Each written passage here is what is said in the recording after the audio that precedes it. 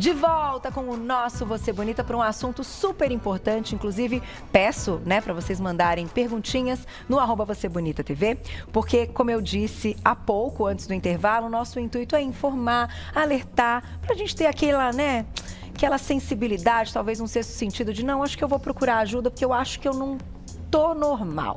É nesse sentido que a gente vai fazer a pauta hoje. Então convidamos ele, que é oncologista, Dr. Wesley Pereira Andrade. Bem-vindo mais uma vez. Prazer em revê-lo, doutor. Muito obrigado pelo convite. É um prazer muito grande estar com vocês falando de um assunto tão importante. Pois é, e o doutor disse que as notícias são sempre positivas quando a gente fala aí de câncer e quando a gente fala de tratamento, até de diagnóstico. Então hoje a gente vai falar dos 10 sinais que podem ser confundidos com coisas até ligadas a outros diagnósticos, mas que a gente precisa ter uma atenção, né, doutor?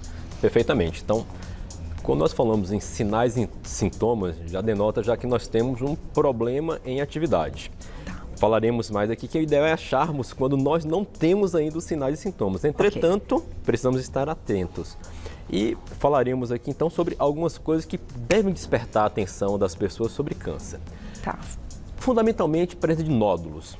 Apareceu um nódulo na mama, um nódulo no pescoço, um nódulo na axila. Então, esse nódulo que é persistente, que dura mais do que 3, 4 semanas, deve ser investigado. Uma mulher que persiste um nódulozinho, que descobre um nódulozinho na mama, apareceu hoje, desapareceu amanhã, tem muito a ver com cisto, líquido, mas um nódulo persistente que está crescendo deve despertar o interesse sobre câncer de mama. Um nódulo na axila, que em geral tem a ver com linfonodo. Agora, na vacina do Covid ficou muito frequente isso daí.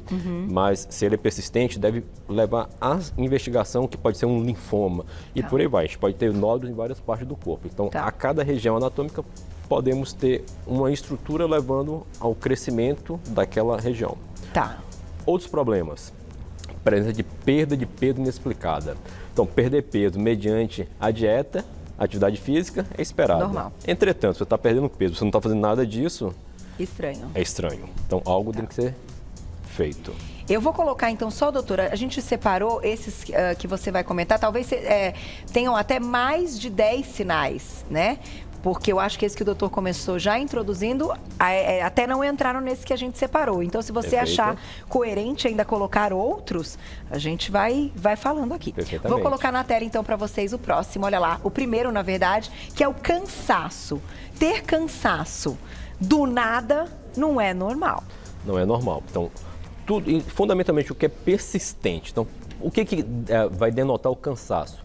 Vai estar muito relacionado com anemia. Então, a pessoa tem, por exemplo, um câncer de intestino, está tendo sangramento oculto nas fezes, lá está perdendo sangue, vai ficar com anemia, né? Então ele vai ter uma fraqueza, vai ter uma disposição para fazer. Antes eu caminhava de casa para o trabalho, 30 minutos, hoje eu não consigo caminhar 10 minutos. Algo está normal. Então, o que denota esse cansaço?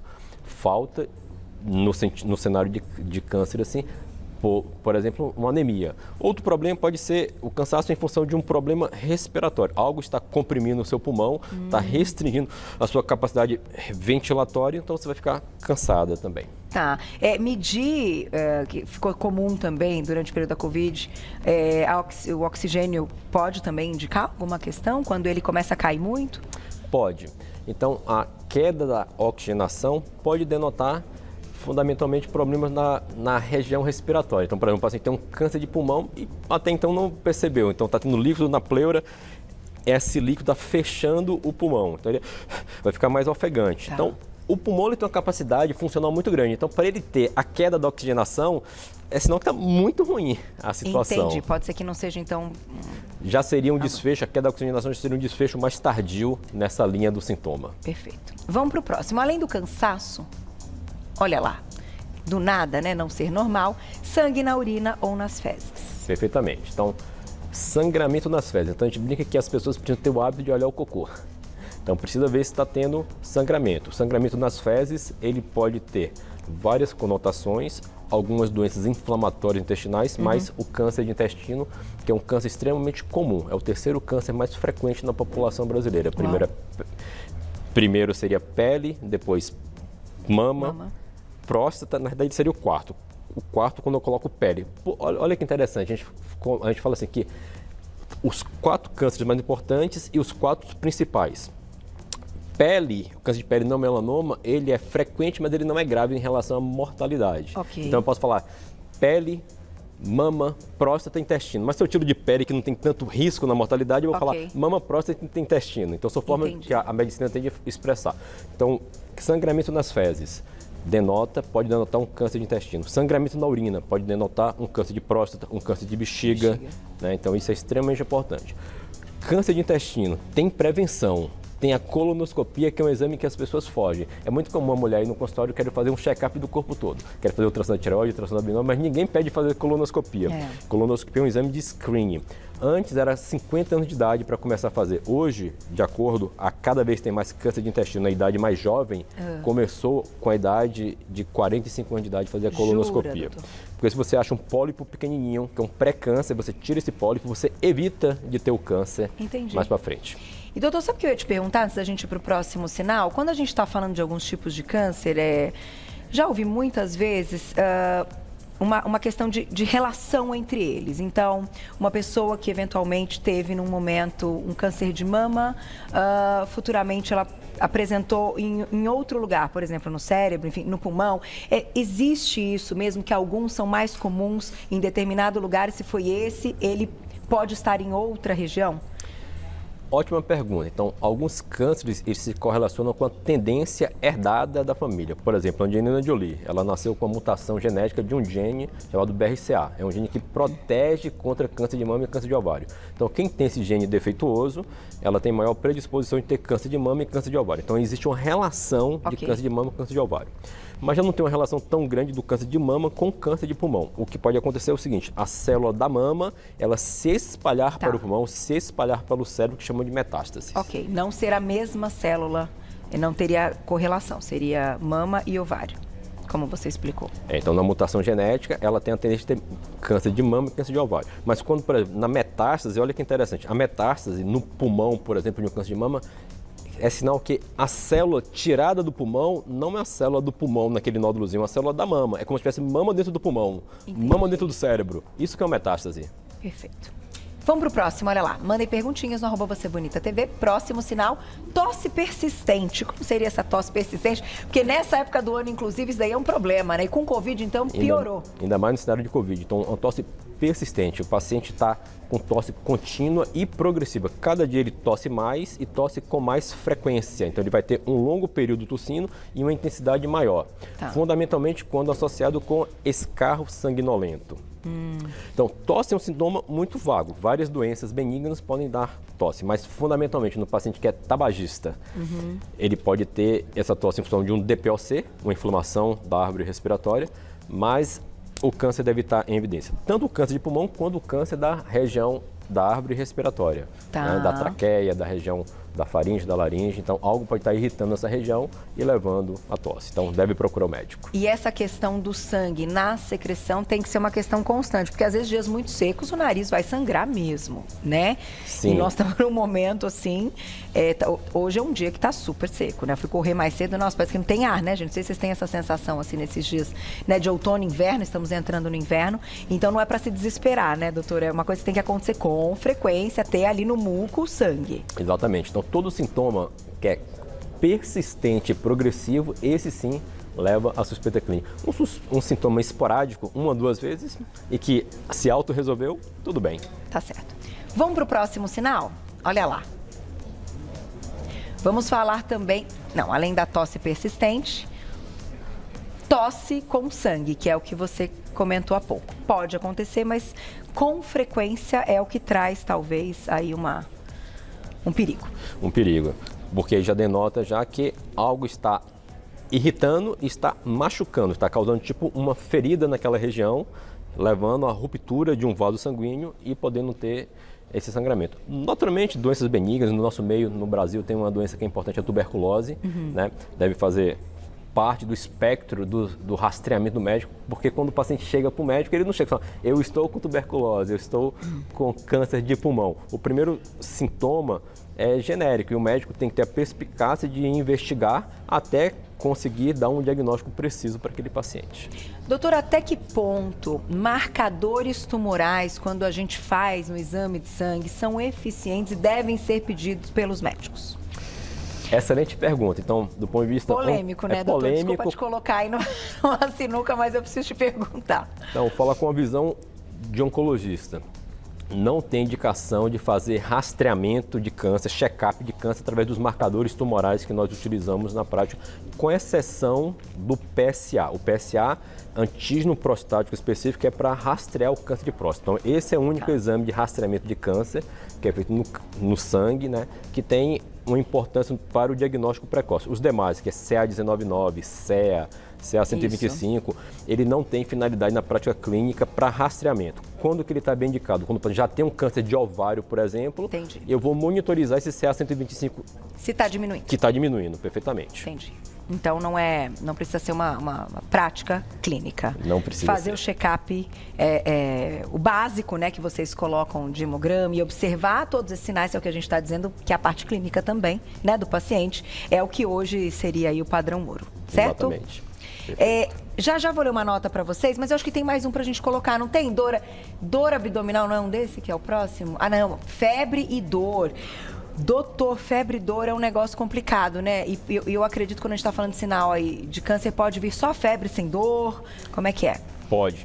Então, tem uma doença chamada linfoma e às vezes as leucemias também. Elas se manifestam como uma característica febre persistente com sudorese noturna. Tá. Então, mesmo no frio, tão frio, todo mundo quer cobertor. E a paciente acorda de noite com sudorese associada à febre.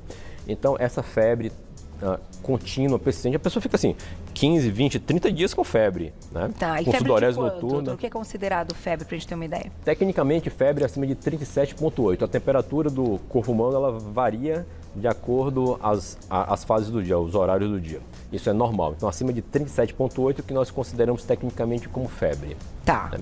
E dor, como é o outro aspecto ali. Então, dor, fundamentalmente dores na região da barriga, dor na região genital, que se persiste, pode estar relacionado com câncer. Por exemplo, um paciente com dor na região ginecológica, genital, quando vai ter relação sexual, por exemplo. Pode ser endometriose, mas pode ser um câncer de colo de útero. Tá. Né? Dor para evacuar, pode ser um câncer de reto, um câncer de canal anal. Então, essa dor persistente e progressiva, sempre em oncologia vai ter persistência e progressiva, né? Tá. Então, isso deve chamar a atenção do paciente. Importante comentar isso para a gente, né, ter também uma base de bom senso para ter uma ideia, né? Exatamente. Vamos para o próximo, olha lá. Já eu leio a nota para vocês, bem interessante. Aftas e dificuldade em engolir. Então, alguns cânceres da região da boca podem vir associados a lesões como feridas, né? Úlceras na região da boca que vão ocasionalmente interpretar como aftas, mas elas são lesões tumorais persistentes. Tá. E para engolir vai ter a ver com obstrução do tubo digestivo, né? Então, algum grau de estreitamento da região do tubo digestivo, como, por exemplo, câncer de esôfago. A pessoa tem uma sensação que está difícil para engolir. Às vezes vai entalar, vai ficar parada nessa região, vai precisar tomar um gole de água para ajudar o alimento a descer com mais facilidade. Então, isso denota que algo está estreitando o trajeto do alimento. Perfeito. Temos que estar alerta. Tem mais, olha lá. E já tem perguntinhas do público, hein, gente? Gases e dor abdominal. Bom, gás acaba sendo até comum, mas é quando já causa uma dor, doutor? Então, o câncer de intestino, quando ele está na sua fase obstrutiva, então, o tubo digestivo é como um cano. Quando um tumor está estreitando esse orifício, então pode fazer com que tenha maior dificuldade de passagem das fezes, inclusive, até um entupimento completo.